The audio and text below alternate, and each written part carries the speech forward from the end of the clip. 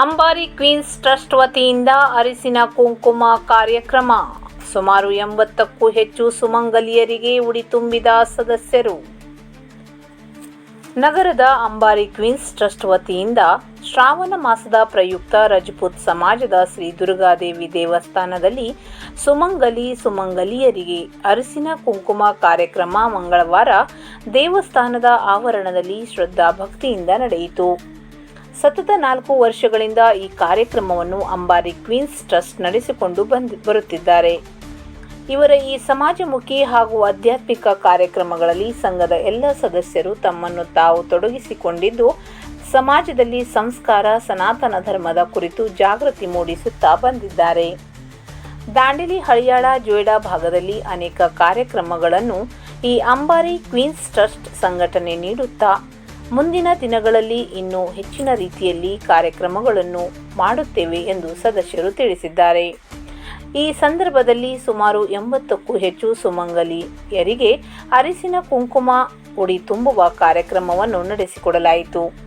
ಈ ಸಂದರ್ಭದಲ್ಲಿ ಅಧ್ಯಕ್ಷೆ ಭವಾನಿ ನಿತಿನ್ ಚೌಹಾಣ್, ಉಪಾಧ್ಯಕ್ಷೆ ಅನುರಾಧ ಅನಿಲ್ ಜಾಧವ್, ಖಜಾಂಚಿ ಉಜ್ವಲಾ ಯಶವಂತ್ ಗಾವಡೆ, ಕಾರ್ಯದರ್ಶಿ ಶ್ರದ್ಧಾ ಶೈಲೇಶ್ ಪರಮಾನಂದ್, ರೇಷ್ಮಾ ಶೆಟ್ಟಿ ಹಾಗೂ ಅಂಬಾರಿ ಕ್ವೀನ್ಸ್ ಟ್ರಸ್ಟ್ನ ಸರ್ವ ಸದಸ್ಯರು ಹಾಗೂ ದೇವಸ್ಥಾನದ ಭಕ್ತಾದಿಗಳು ಇದ್ದರು.